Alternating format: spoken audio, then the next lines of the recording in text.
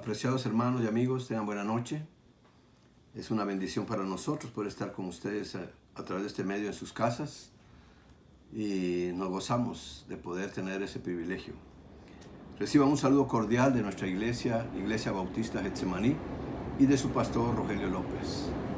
Queremos que el Señor bendiga sus vidas, es nuestro deseo, es nuestro anhelo, y que la palabra de Dios vaya reconfortando todo lo que es el tener esa confianza, esa seguridad en nuestro Dios, y que también la palabra nos aliente, nos fortalezca, nos llene de esperanza, y que podamos también a través de lo que nos revela tener una visualización de lo que es el futuro de cada uno de nosotros, estando en las manos de Cristo Jesús.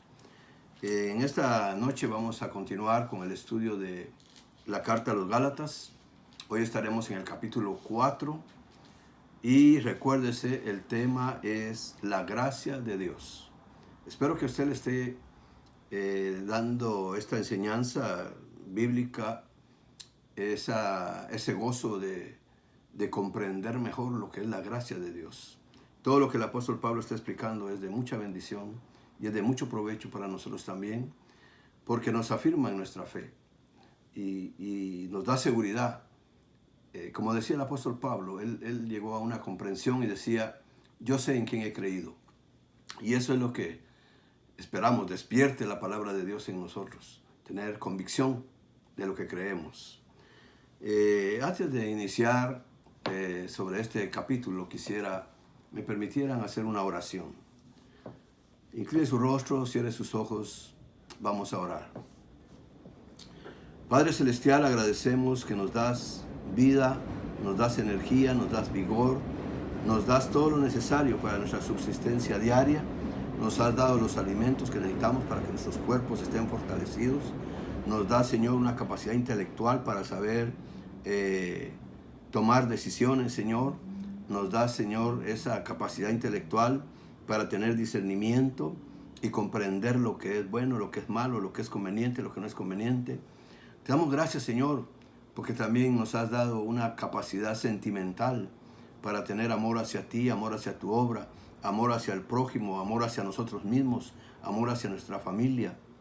Y gracias, Señor, porque son virtudes que tú has puesto en nosotros y te agradecemos por todo lo que compone nuestro ser. También nos has dado una capacidad para tener voluntad propia.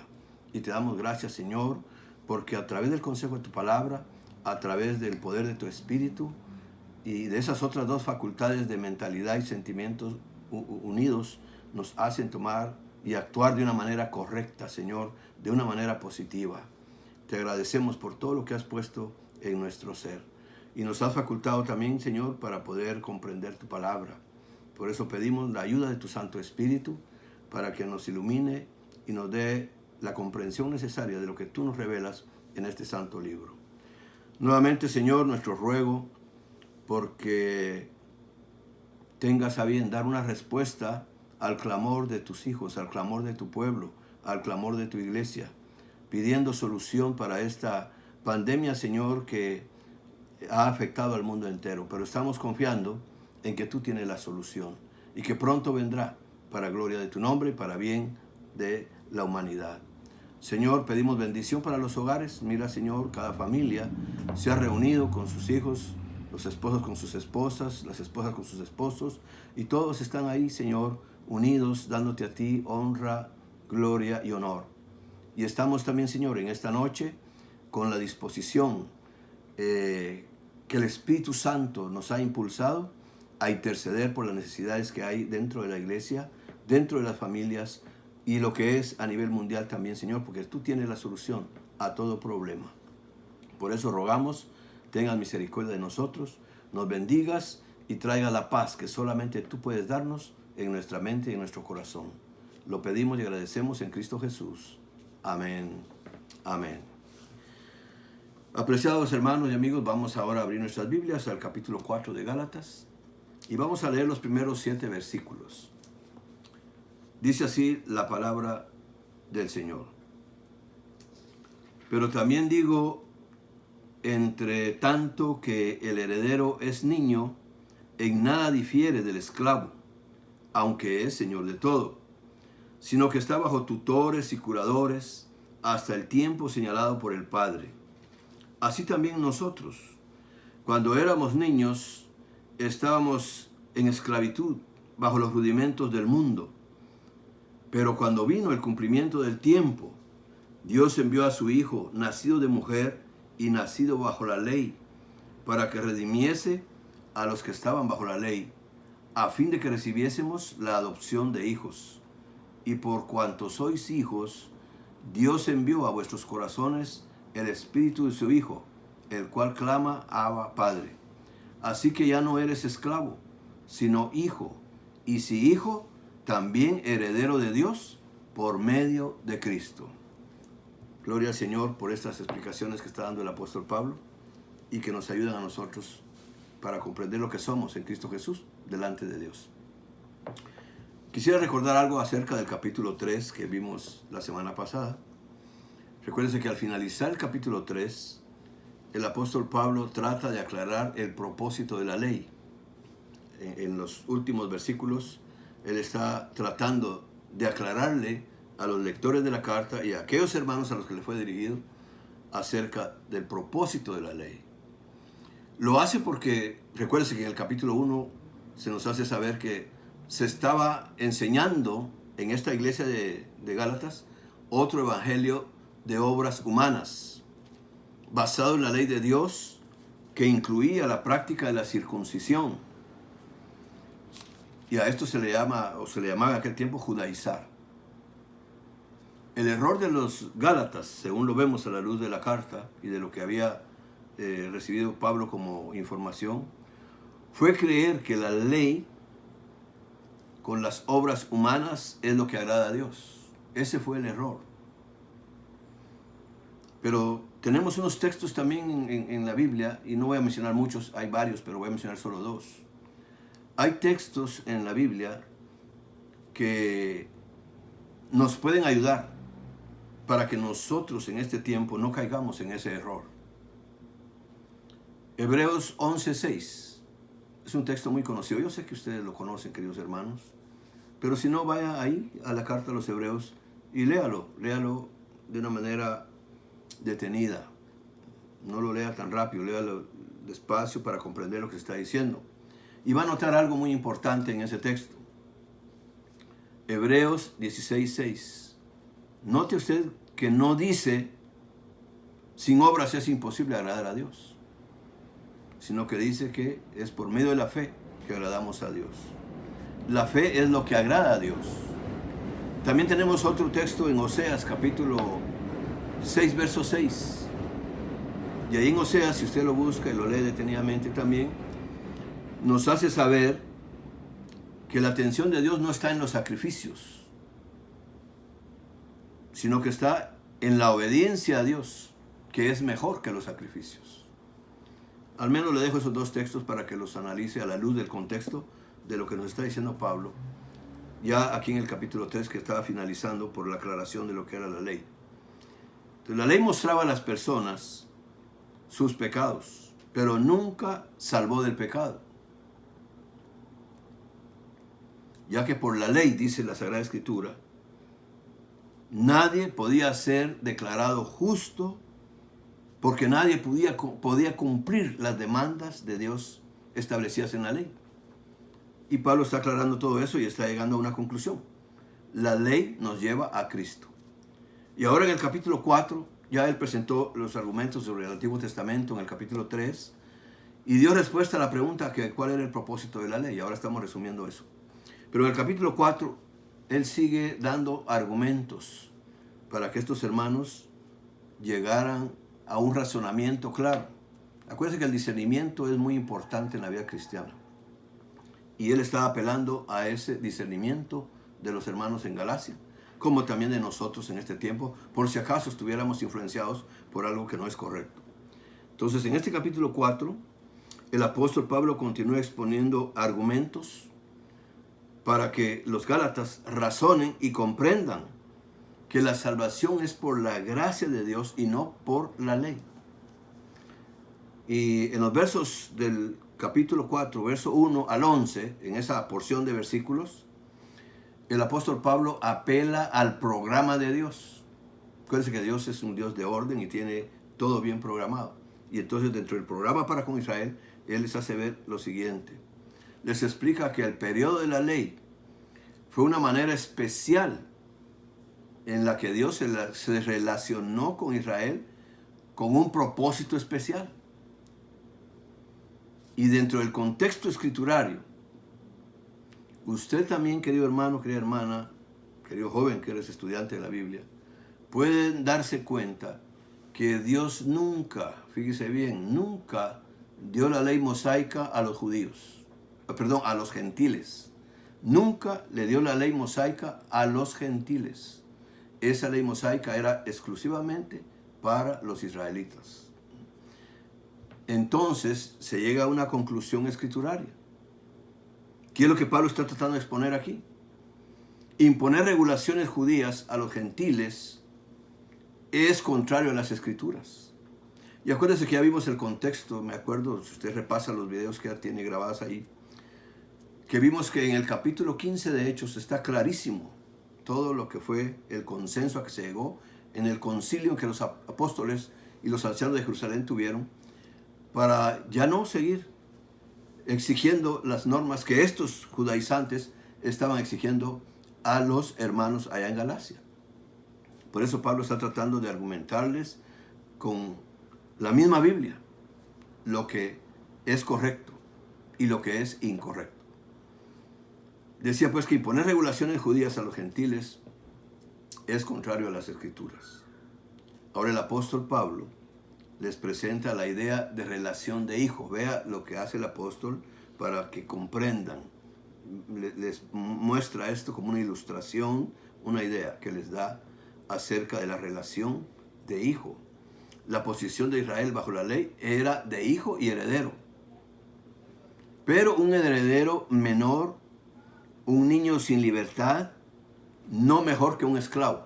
Eso es lo que él hace la comparación. Cuando usted lea los versos del 1 al 11 se va a dar cuenta de lo que Pablo está exponiendo y uno va captando y va tomando en consideración la exposición que él hace con este contexto de lo que viene desde el capítulo 1 hasta el capítulo 4 de Gálatas.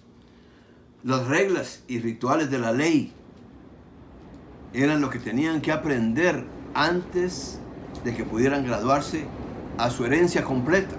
Es lo que está dando él como unos términos que aparecen dentro del contexto que está dando aquí. Este legalismo era esclavitud al sistema mosaico. Y por eso aquí dice rudimentos del mundo. Eran principios ineficaces y sin valor hasta cierto punto. Pero la ley llegó a su punto final habiendo preparado el camino para Cristo, porque tenía un propósito. La ley era buena, tenía un propósito, pero no era para salvación. El Señor Jesús, y aquí del verso 4 en adelante le da unas explicaciones, nació en el momento preciso, porque como le decía, Dios tiene un programa y tiene un tiempo adecuado para todo, y todo va en una exactitud fabulosa. Uno se queda admirado cuando va comprendiendo todo el proceso de lo que Dios ha hecho en la historia del mundo y cómo lo ha hecho, los tiempos, los momentos que se ha dado, lo que se ha dado. Por eso cuando en Hebreos se analiza el capítulo 4, verso 16, que dice: acerquémonos pues al trono de la gracia para encontrar misericordia, gracia y el socorro oportuno.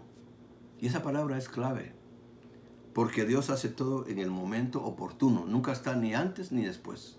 Está en el momento oportuno. Por eso estamos diciendo, a la luz de lo que Pablo está explicando aquí, que el Señor Jesús nació en el momento preciso, de la manera precisa. Nace de una mujer y nace de un nacimiento virginal, para un propósito preciso también: darnos libertad. Fue puesto bajo la ley, la obedeció, la cumplió en su vida y muerte, y su muerte en la cruz hizo a los judíos libres de la esclavitud legalista y abrió el camino para el cumplimiento de la promesa a Abraham. Y eso es lo que él está explicando aquí. Usted lo va a comprender cuando lo analice más detenidamente. Recordemos que el apóstol Pedro presentó a Israel a su Mesías en el día de Pentecostés. Y vemos que mantuvo la oferta, por así decir, hasta el capítulo 7. Cuando usted lee el libro de los Hechos, se da cuenta de eso. El Mesías para los judíos, que estaba prometido en el Antiguo Testamento, se les dio a conocer que había llegado el momento de que él se había presentado con ellos y fueron llamados. Y usted ve el mensaje que Pedro les dio, les llamó, les hizo una reprensión y les presenta al Mesías. Y así pasan 7 capítulos del libro de los Hechos, en los que se les es ofrecido y es ofrecido hasta el capítulo 7. Ahí termina la oferta. Pero ¿cuál fue la reacción de la nación israelita? La nación en general rechazó a Cristo Jesús. Y fue rechazado. Y hasta la fecha siguen con el rechazo. Dios en su gracia abrió la bendición a los judíos y a los gentiles igualmente en una base individual. Los judíos recibieron su adopción de manera individual, su colocación como hijos maduros, crecidos en la familia de Dios. Ya no son niños bajo la dirección de tutores. Los creyentes son hijos, no siervos. Y recuérdese, cuando leemos allá en el Evangelio de Juan, capítulo 1, verso 12, se nos dice: mas a todos los que le recibieron, a los que creen en su nombre, se les dio potestad, o sea, el derecho de ser hechos hijos de Dios. Por eso estamos diciendo, en este contexto también, y tomando en consideración lo que dice Juan, el apóstol Juan allá en el capítulo 1, verso 12, que ya no son niños bajo la dirección de tutores. Los creyentes son hijos, no siervos, disfrutando de la completa herencia en Cristo Jesús. Ahora, en los versos 9 al 11, él hace una pregunta. Si usted toma en cuenta, como le digo, todo lo que estamos considerando en esta ocasión, el apóstol Pablo hace una pregunta. En los versos 9 al 11, hace una pregunta. ¿Por qué quieren, les dice Pablo? ¿Por qué quieren regresar a la esclavitud? ¿Por qué quieren regresar a una segunda infancia? Esa es la pregunta que está implicada en esos versos. Y luego él va a mostrarles otro argumento. Ya les mostró el argumento que apela al programa de Dios. Dios tenía un propósito con la ley, dejó de servir, ahora ya no es útil, porque ya todo se cumplió en Cristo Jesús. Y ahora apela a los sentimientos de los mismos hermanos en la fe allá en Galacia. Apela a los sentimientos de ellos. Versos 12 al 18. Háganse como yo, dice Pablo. Sean fieles a Cristo. Yo he aceptado a Cristo como ustedes por medio de la fe. Ya no dependo de las obras de la ley. Lea bien los versículos y se va a dar cuenta que eso está implicado en lo que él está explicando ahí. Les recuerda que debido a una aflicción física fue que llegó por primera vez a ellos, allá a Galacia, y que le habían tratado como que si fuera un ángel. Pero él está sorprendido porque ahora que les está tratando de hacer reflexionar, le estaban tratando como a un enemigo, debido a que les estaba diciendo la verdad, de que la salvación es por gracia, por medio de la fe, no por obras, no por la ley. Pero como los habían llegado a engañar y estaban creídos de esa mentira, por eso ellos reaccionan de una manera no muy apropiada para con Pablo Y él palpa eso y por eso les dice, ¿verdad?, que porque están tratándolo como un enemigo. Y que él está consciente de que lo hacen porque él les está diciendo una verdad que no les agrada. Y en tercer lugar, él apela al argumento alegórico. Los versos 19 al 31 de este capítulo 4, él presenta un argumento alegórico. El apóstol Pablo está presentando una alegoría. La alegoría es una historia o suceso que tiene un significado oculto y trata de usar ese medio para convencerlos a ellos también de su error.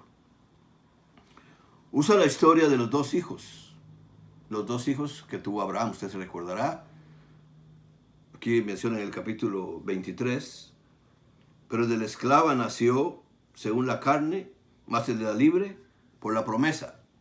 Se está refiriendo a Ismael y se está refiriendo a Isaac, que son los dos hijos que le nacieron a Abraham. Y lo hace con el propósito de mostrar que el nuevo pacto de la gracia ha sido reemplazado al antiguo pacto de la ley. El nuevo pacto de la gracia ha reemplazado el antiguo pacto de la ley. Eso es lo que él está tratando de explicar. Que hay un reemplazo. Ya terminó la función de una de las, como dijera, de lo que Dios había estipulado ya que iba a ayudarles. Ahora entra otra etapa. Termina una etapa y comienza otra. Y de eso está hablando él. Termina la etapa de la ley, comienza la etapa de la gracia. Pero lo está poniendo de esa manera para que lo pudieran comprender, como le digo, en contexto escritural del Antiguo Testamento.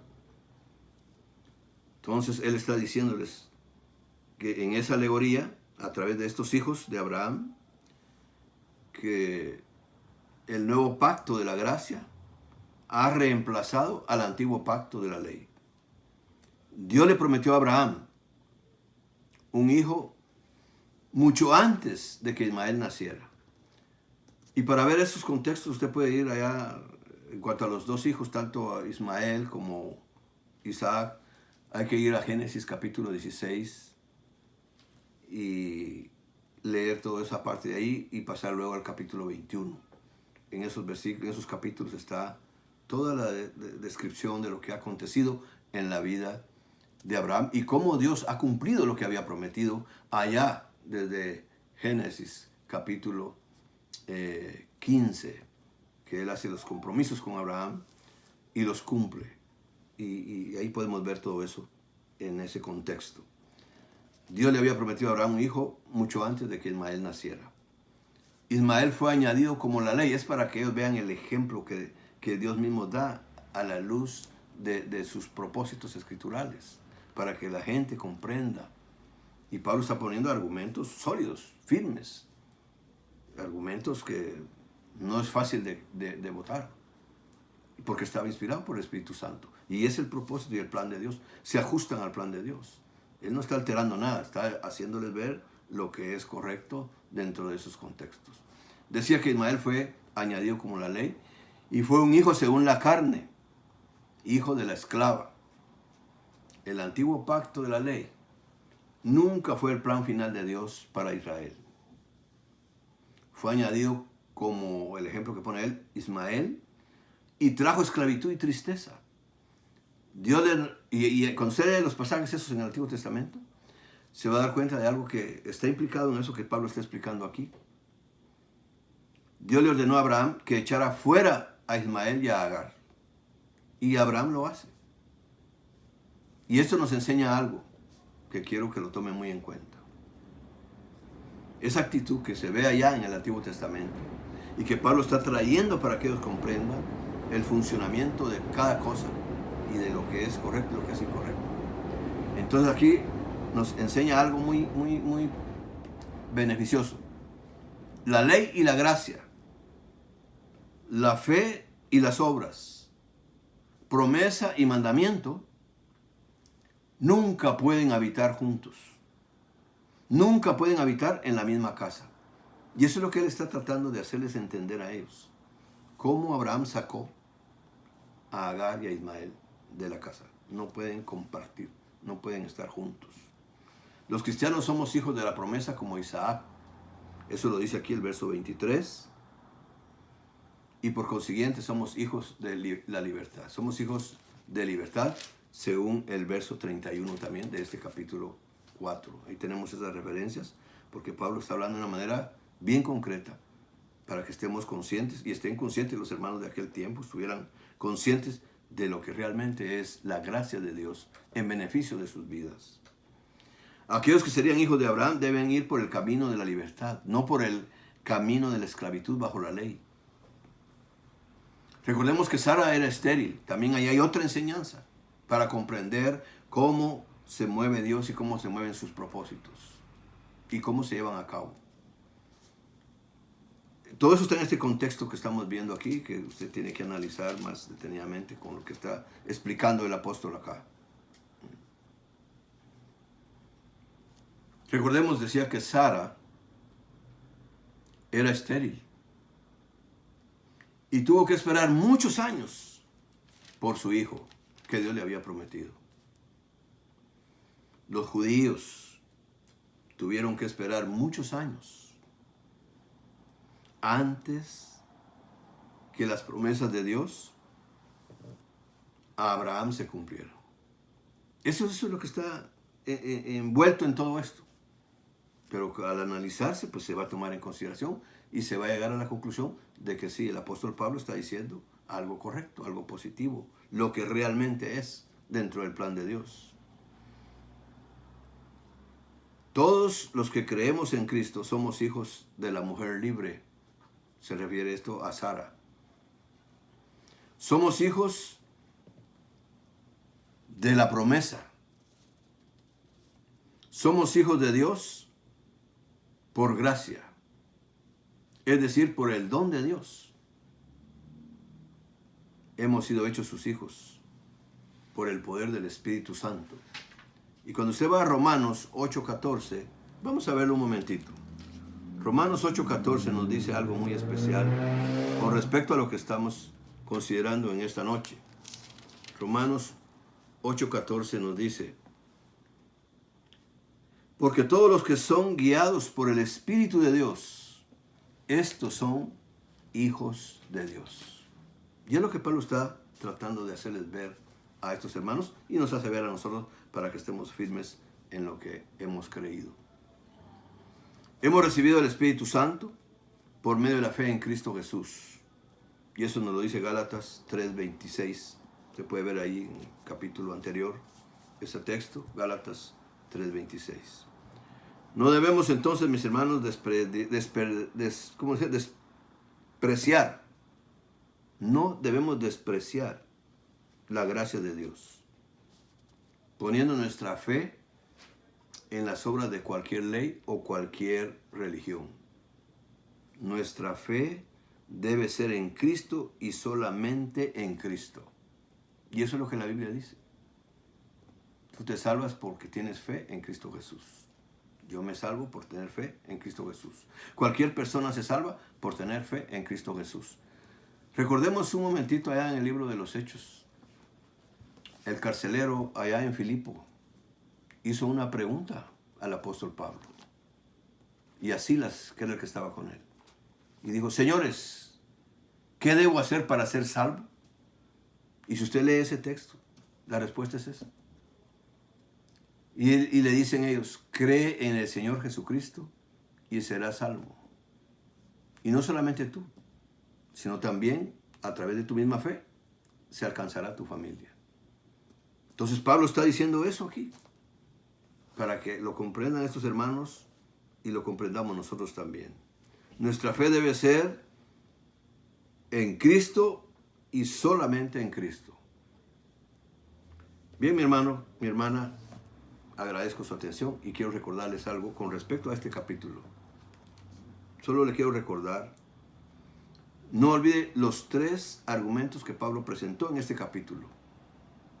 Así como presentó en el capítulo 3 el argumento del Antiguo Testamento y luego aclaró la pregunta sobre cuál era el propósito de la ley, y dio 3 explicaciones. Ahora aquí en este capítulo, él presenta 3 argumentos. El programa de Dios presentó también los sentimientos, argumento de los sentimientos, y el argumento alegórico. 3 argumentos que él presenta para que haya un razonamiento de lo que realmente es la gracia de Dios en la vida del cristiano.